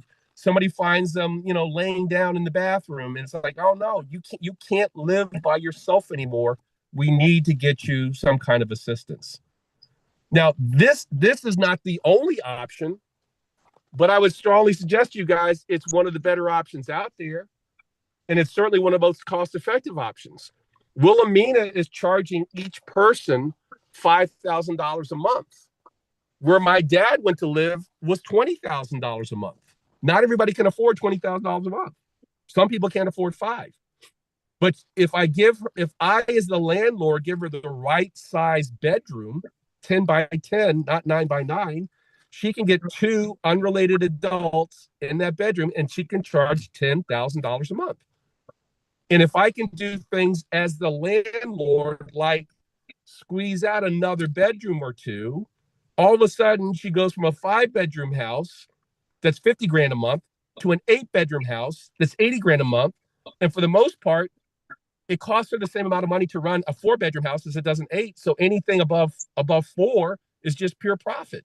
That's just profit. That's just money straight into her pocket, as it should be. So there is an overwhelming need for this, and it's not just in Maryland, it's across the country, and there's just not enough supply. And if you were to go into any business today, if you had kids going into a business and said, hey, dad, hey, granddad, hey, uncle, what would you recommend as a business to go into? I would tell you go into a business where you have way more demand than you have supply. And you have a 30-year opportunity. If you look at the baby boom generation, right, the baby boomers changed America. There would not have been McDonald's without the baby boomers. There would not have been Starbucks without the baby boomers. There would have not been movies to go to with the baby boomers. There would not have been the iPhone without the baby boomers. Well, the baby boomers are just now turning 85. And for the next 30 years, we'll continue to see the largest number of people ever turn 85. Most people need assisted living in their late 70s, early 80s. We are just on the front of the residential assisted living boom. Unlike other things where you're at the tail end, here you're on the front end. So I don't think everybody should go in, but I think everybody should take a look at it. I think everybody should take a look at it. Everybody should understand what the rules and regulations are for where it is you want to do this business, if you want to do this business, and then make your own decisions as to is this the right move for you, and who out there can teach me how to do it. That's what I recommend. A quick question. Thank you so much. Yes, sir. I want to acknowledge all that you have said. This is great learning. Yeah. And are there restrictions nationally? I know things go state by state, sometimes county by county. These regulations are generally local. Yep. But the type of neighborhood, can neighborhood association block a person who wants to operate in a particular neighborhood from converting a residence into an assisted living? That's a great question. And the best answer I can give you is every state approaches regulation of residential assisted living differently. Okay. In Maryland, there is a state agency that regulates hospitals that also regulates residential assisted living facilities. In Maryland, because there is a state agency, local authorities cannot regulate residential assisted living. The state has already taken care of it. And as long as you fulfill the state requirements, no local municipality, no local HOA, no local community group can tell you what you can or cannot do. I get a lot of people come to me and they see what I'm doing and they say things like, well, Sherman, that would be great, but what if I want to do a group home? You know, I have an autistic child and I want to do a group home for autistic children. Or I've got a niece or a nephew who's a troubled teen. I want to do a group home for my nieces or nephews. There is no state agency in Maryland that regulates group homes. And because there is no state agency that regulates group homes, every municipality is free to regulate group homes any way they see please. So gotcha. What I'm doing here in Maryland, which makes perfect sense for assisted living, would not make any sense whatsoever for a quote unquote group home. Got it? Yeah. So what I would recommend, I'll tell you the same thing that my mentor, the guy who taught me this business. There's a guy named Robert King, Dr. Robert King, former minister. And he's been doing this assisted living thing ever since Gene Garino taught him for like 15 years. And when I asked him to come speak to our group before the pandemic in 2017, 2018, he came, he spoke. A group of us signed up for his 4-day coaching program. A group of us went to Orlando for his 4-day coaching program. And every single day for 4 days, he kept saying the same thing. Okay, this is how we do it in Florida. Check with your local state regulations. So as soon as I got back to Maryland, I called a friend of mine and I said, hey, I've been in this 4-day session in Orlando, Florida, learning about the assisted living. And this is what I learned. And what my friend said to me is, we don't do it anywhere close to that here in Maryland. This is how we do it in Maryland. Starting with the fact that, again, did not know this, there's a state agency, the same one that regulates hospitals, regulates assisted living. You got to get past them. They have a list of trainers who are qualified to teach this 80-hour class that you have to take in order to become a certified assisted living owner. I reached out to the person who was on that list, who was local to me, and I said to her, hey, I run a real estate academy. Would you be interested in teaching this topic at our academy? She came out, she met with me, she fell in love with our facility. She liked me right out the gate. She said, I would love to teach here. So she started teaching in our facility. I was one of the first group of students from our group to go through. I decided, George, on the second day of class, I don't want to be near anybody's mother. That's not how I'm wired. It's not what I want to do. And I was ready to quit the class. However, there was 10 other people from Real Investors in that class. It would not look good if I walked out and quit the class. So I kept coming. And you know what I realized during the third class? During the third class, she started bringing her students in, not real estate investors. She started bringing her students in, and her students were people who were already in the business, who, like I said, they're making $60,000, $70,000, $80,000 a year. They wanted to figure out how to make $500,000 a year by becoming an owner-operator, not an employee. And the number one thing I realized from the very first class where her students were in there is that these people love people. They particularly love the elderly, but they don't know squat about real estate. And they are never going to be able to get their own facility without the help of somebody like me. And that's where I began to formulate my business plan of specifically assisting residential assisted living operators get their next facility. And that's what this is. This is the fruition of my strategy. As I was sitting in that class going, I don't want to be in, like, what do you mean you got to change somebody's diaper? What do you mean you got to change an adult's diaper? And you got to do it 2 and 3 times a day. What does it mean you got to sit there and like feed them? And what does it mean that like most of these people are operating with 2 or 3 staff members, and if somebody calls in sick, I might have to go into the facility and be hands-on. And that's when I said, I don't want to be anywhere near this. And I get exactly where you're coming from, George. I don't want to be anywhere near the operations. Are you kidding me? The last thing in the world I want to do is be responsible for somebody else's 80-year-old mother. No way. Yep. But then I realized the people who are in this business want to be near somebody's 80-year-old mother. The people who are already in this business love taking care of people, but they just want to make a little more money. And the only way they can make a little more money in the business they love is by becoming the owner. And unfortunately, becoming the owner for them means understanding real estate. And they don't. But I do. Get it?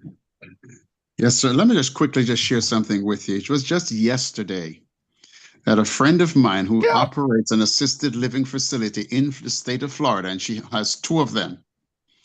And she calls me and she said, George, I'm about to acquire my 3rd property and I'm going to settlement. And I'm falling a little short. Can you lend me $5,000 until the end of January?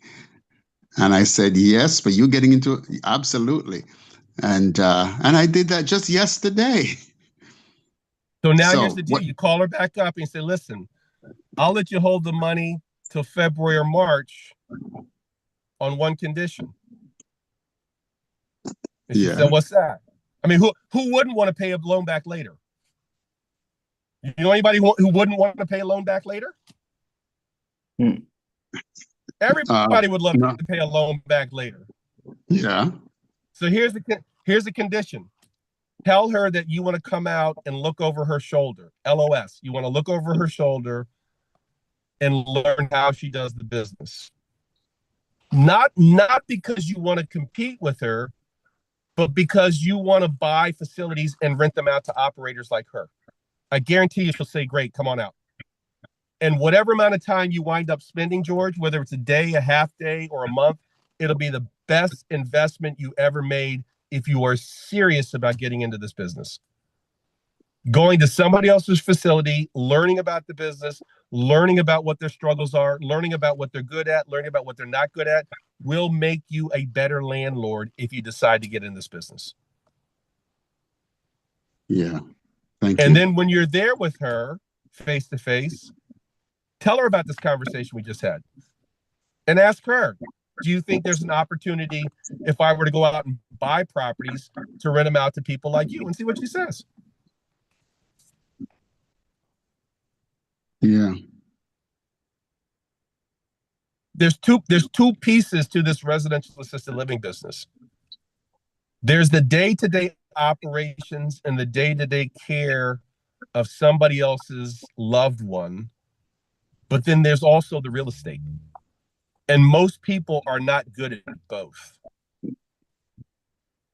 But if you are good at the real estate, there is somebody else out there who's an operator who needs you. Okay? Mm-hmm. So before you dismiss this business altogether, go spend some time with your friend and look over her shoulder and see if there's a role for you to play as the real estate investor. Got it? Thank you. Appreciate it. You're welcome. Well, you know, without Thanks for you letting me having beat up on you a little explained, bit. yeah, I said, without thank you for having letting me beat up explained- on you a little bit. Well, you took that on your own, okay? I Don't think know. you're out of the, Hey, but you don't know what, think you're- George? George, Don't let me think say you're out of something. the woods, okay? You and I know each other well enough to know sometimes you and I share one thing in common. You know what that is? We're both a little hard-headed. And every once in a while, we need each other to beat up on each other. Okay? All right, I'll sign off on that. Like you beat up on me today. So no, but I mean that's in all sincerity, George. Thank you for letting me talk to you in a way that you're not offended, and that you know at the end of the day, my heart's where your heart is. I want you to see you get better. Okay. Well, we understand each other, Sherman. We do. At first, I have to admit I was a little sensitive because you and I are not the only one on this call. There's several other people, and at first you sounded a little condescending there, and I didn't think it was the appropriate time and place to address it. So I just want to let you know that in the open because there are other folks listening to us. Well, then But let I me say that. recognize that the learning process. Sherman, hear me. I recognize that the learning process. I need what you have. I recognize that. I have a need for your experience, your knowledge, and I was not going to let a sensitive moment throw me off track. Okay, I got something deeper. I'm seeking to get to. Okay, the treasure is beyond all of this. Okay. So George, let me say this: if at any time today I Yeah. said anything or said it in a way that deeply offended you, you have my sincere apology. That was never my intent. Man, you weigh 2 tons to me now.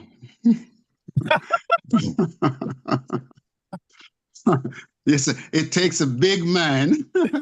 It takes a heavy hitter, to do what you just did. You're just a fine gentleman, Sherman. We're good to go. Thank you, George. Look, George. We'll hold hands. We'll hold hands together, walking into Heaven's Gate. Okay. There you go. We are bosom buddies. Okay. We understand each other. Back. Blessings, I got brother. you back. All right. All right. So do me a favor, like in all seriousness, before you just dismiss this, go talk to your friend, go spend some time with your friend, because I think when you begin to dig a little deeper, there are way more advantages to this residential assisted living than there are disadvantages. Yeah. And the reality is, for your first multifamily deal, you're not going to do $100 million deal. You're going to do a 10, a 12, or 15 unit. When you're doing a 10 or 12 or 15 unit, you're going to be way too close to those tenants. There's not enough buffer. Okay. And if you get 20% of your property, 20% of your project not paying rent, you're going to feel that. Trust me, you're going to feel that. So I suggest do both, right? Do both, but take a really close look at this business, because you may come to the same conclusion I came to, that this is a much better business than multifamily housing. Much better. Okay. Yeah, and if for no other reason than one reason. Go ahead. If for no other reason than one reason, when you have multifamily tenants, you, the landlord, are their single biggest expense every month. And so when something goes wrong, you're the first thing they look to not pay. Okay. Mm-hmm. And with the way that rules are changing since COVID, it is very difficult to tell a tenant, if you don't pay me, I'm going to evict you, because they know that's not true. Most municipalities, most jurisdictions, if a tenant doesn't pay you, you got to just suck it up as the landlord. Okay. Mm-hmm.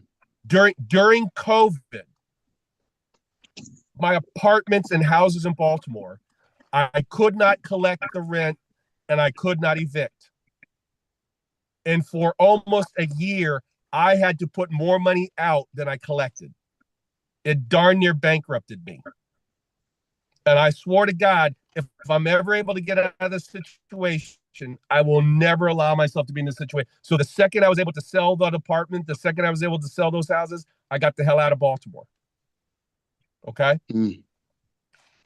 In a residential assisted living environment, the operator is making 10 times more than they're paying you. Mm. There's no way they're going to screw you over on the rent, because they cannot afford to lose the facility that is paying them 10 times more than what they're paying you. And that is why they want 15-year leases, and that's why she pays the rent early. That is not the case with tenants in an apartment building. Just think on that tonight. Let that sink in a little bit. Okay. You have already changed my mind, my friend. We don't need to go any further with this. I got it, and I got it loud and clear. Thank you. Yeah. Okay. It was worth the bruising. You, okay, I got it. All right. So listen, for everybody else, I got some really bad news for you. I spent a little bit longer here than I thought. It is already 3:20. It takes me 40 minutes to get to the other property. By the time I get to the other property, the sun will have set. I keep on forgetting it's winter now, right? So I don't see any reason for me to drive to the property, but I have video that I will share with you guys first thing in the morning of that other property, which is the one that I joint ventured with Team 30, and we will talk about it. But I don't see any reason for me to drive 40 minutes so I can show you a neighborhood and show you a property in the dark. Does that make sense to you guys? Makes perfect sense. Yeah, certainly. Okay. Yeah. So with that, what I will do is I'll switch back to my phone and I'll just answer questions as I'm driving along, because there really isn't. I mean, I'm only about 10 minutes from my house, so there's really not much to see as I head on back. So those of you who want to ask me questions, I'll be happy to ask questions. I know I owe you guys an answer on how do you tell one neighborhood and what divides one neighborhood from another, and we'll talk about that first thing in the morning. Larry's going to remind me because that was his question. But if you have other questions as I'm driving back home, feel free to ask me questions. Otherwise, I'm going to just go ahead and head on home. Hopefully you guys will still have some time. I know some of you guys want to get out and go cruising for cash, because we are going to start the morning doing deal analysis just like we did today. So don't let me be the excuse to keep you on the line if you want to get out there and start driving around and start doing your cruising for cash, okay?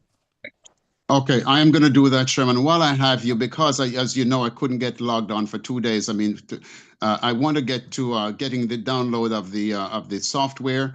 How do I go up? Do I get in touch with Sydney by text? Is it better to call the office? I left a message already. Did you sign up for the Facebook group, 4-Day Dealmaker Facebook group? To be honest with you, I think I did. I don't remember because, as you know, I'm on here for about a year now, but didn't delve into this. Tell you what. When I get home in about 10 minutes, I will make sure that, or actually I'll call Sydney right now, send her a text message right now. I will make sure that she sends out the link so everybody can join the 4-Day Dealmaker. If you join the 4-Day Dealmaker, you'll see the recordings from yesterday and the recording from this morning, because those were live streamed to Facebook, and we will make sure that they're and if you have any questions, tech issues, whatever, just post it in the 4-Day Dealmaker Facebook group, and I will make sure that Sydney sees that and takes care of it. Okay. Oh, okay, for the software. Okay. But if I'm not on the Facebook thing, don't I need a link to be able to sign on for that? Yes. So can you have that sent to me? I will have that sent to you in about 10 minutes. All right. Thank you so much. Okay. Appreciate it. All right. Anybody, you're welcome. Anybody else got questions? I'm going to be off. I need to get to the bank and get a few more things done and go driving, driving for cash. So please excuse me for the rest of the day. All right. Thank you. Good to see you, my friend. All right. Anybody else you. got anything? I'm just going to go ahead and switch over to my phone so it's just easier for me to talk with the phone than with the iPad.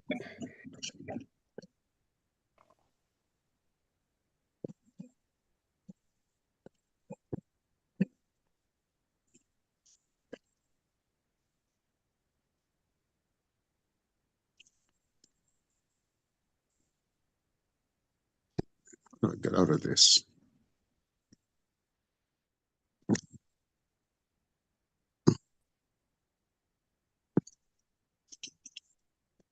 Leave the chat.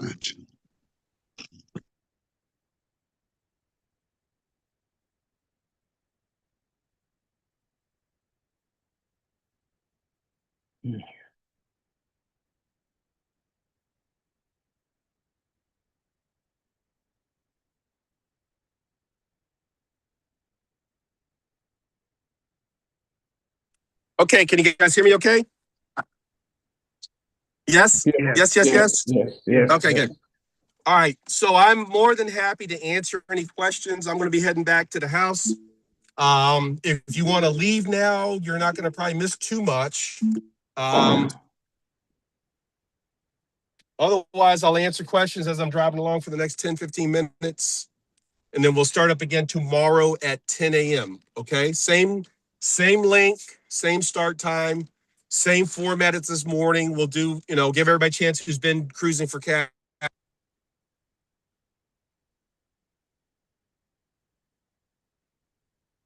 And how do you build, how do you put something together to get your first 6-figure business? And I'll go over some of the stuff that we weren't able to go over today, like how do you tell one neighborhood from another, and also show the video of the project that we have out in Idlewild. Okay. So who got questions as we're driving along?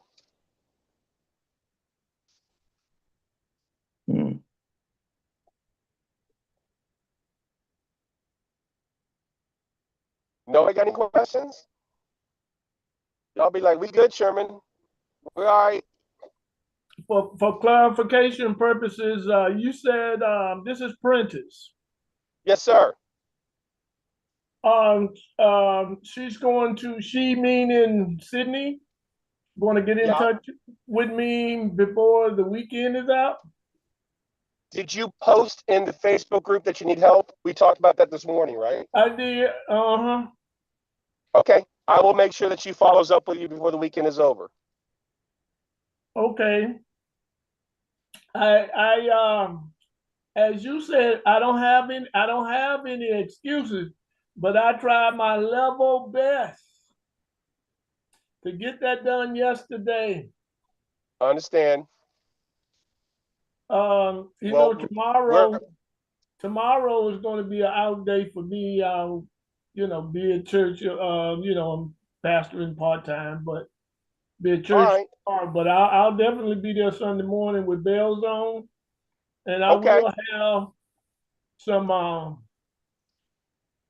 something to look at, addresses of houses that I've looked at. And we'll do our level best to get you hooked up today so that you're ready to go first thing Sunday morning, okay? Yes, sir. That would work for me. Excellent. Who else got questions, concerns, celebrations? All right, let me go ahead and say this. Those of you who sign up for VIP, you get a 1 hour one-on-one coaching with me. I will make sure that in addition to getting you the link for the Facebook group, that we'll also get you the calendar link for those who want to start scheduling your one-on-one sessions with me tomorrow or Sunday or Monday. Okay. Obviously it's a short week coming up. So I, like most of you, are going to be traveling, and I'm going to be completely off the grid for Thanksgiving. So don't look to get time on my calendar for Wednesday, Thursday, or Friday. This weekend I'll do some sessions because we'll be ending around 4:30. Tomorrow we'll be ending around 4:30 on Sunday, so there'll be some time to meet with me tomorrow and Sunday or Sunday, and then be Monday. And then I'm pretty much going to be taking off just like the rest of you guys are going to be taking off for Thanksgiving holiday. Okay? Okay. Got you. Cool beans. Well, I guess I have to discuss this with Sydney, but okay. For the last since probably September, Sydney, she told me about the the gold thing expired after 6 months. I thought it, I really did. I thought it was for the whole year. I thought everything was for the whole year, which I came in January, the latter part of January. And for some time, I wasn't able to access Real Investor U with the courses and all. Also with they're pretty strict about that. If your membership expires, everything gets cut off. They're pretty strict about that. But what they are pretty good at is usually giving you a 30-day warning. Hey, your membership's getting ready to expire. So I don't know why that didn't happen. But yeah, once your membership expires, access to stuff gets cut off pretty quick. But I thought I had a year. I understood that the gold. I think the gold package, which was I guess access to what 2 really. Can you hear me all right? Yeah, I can hear you. Yeah. So can you hear me? So I would say check with Sydney about how long your membership was for. There's a month-to-month option, there's a 6-month option, and there's a 12-month option. Right. It's possible you might have just signed up for the 6th month and didn't realize it. I think it's 12. I think I went back and checked my receipts and everything. But she told me even in the 12, the gold don't last but for 6 months. So what does the gold cover? No. Gold.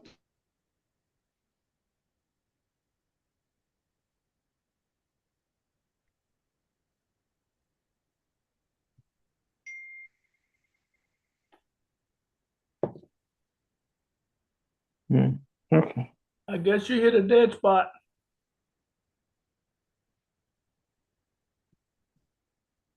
Lord have mercy.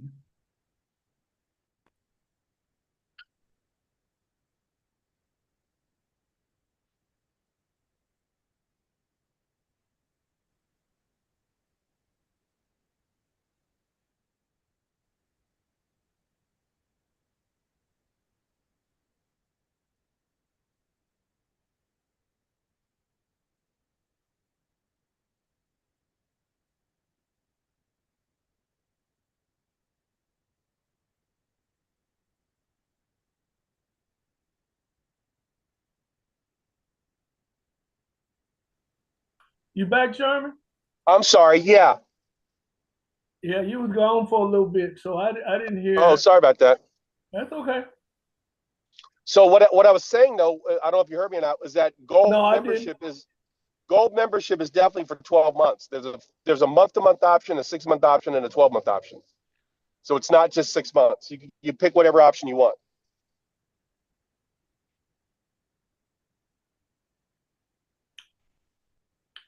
I'll speak with her and I'll look at just for clarification purposes to make sure Okay. everything is everything.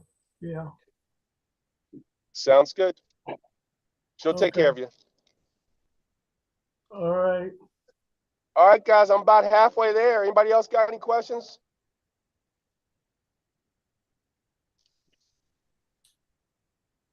I got one last question. Yes, sir.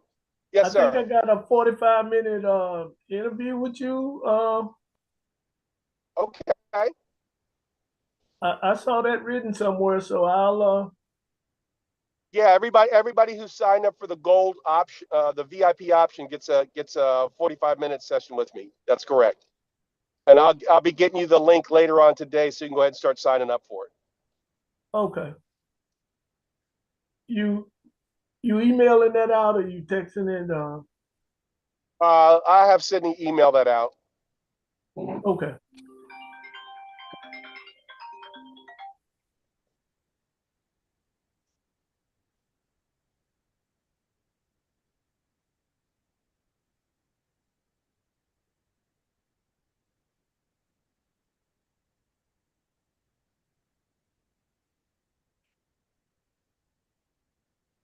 If nobody else has a question, when I come up there to see my daughter in Gaithersburg, I'm gonna try to get on up to DC, depending on how All long right. I stay.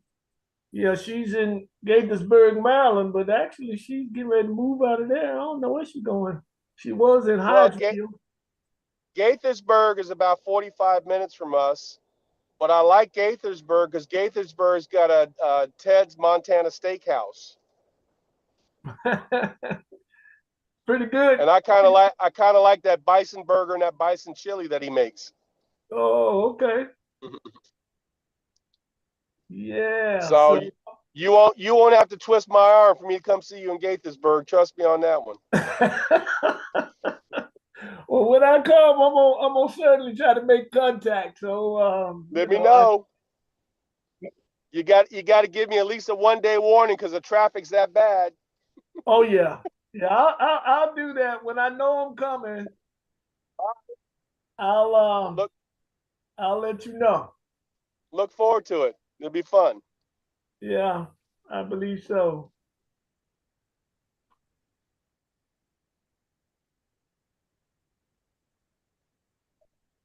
So anybody else got any comments, questions, thoughts of the day?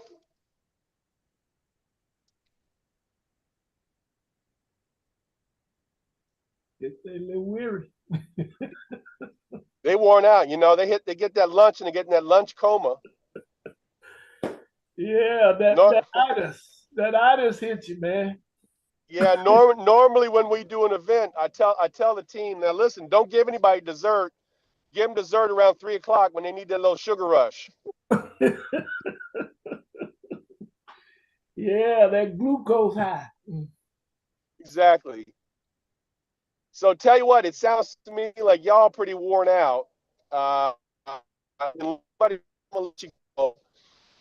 quick reminder, if you've never been to one, we have a good time there. And repeat that because we're gonna start again. We're gonna start tomorrow at 10 o'clock. Same everything. You all right? You was cutting out in the meat of what you were saying, and so it didn't come across.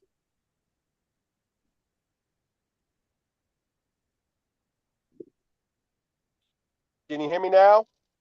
Yeah, we can hear you now. Okay. So we'll see you guys tomorrow at 10 o'clock, all right? Y'all have a good one, okay? All righty. Yeah, all right.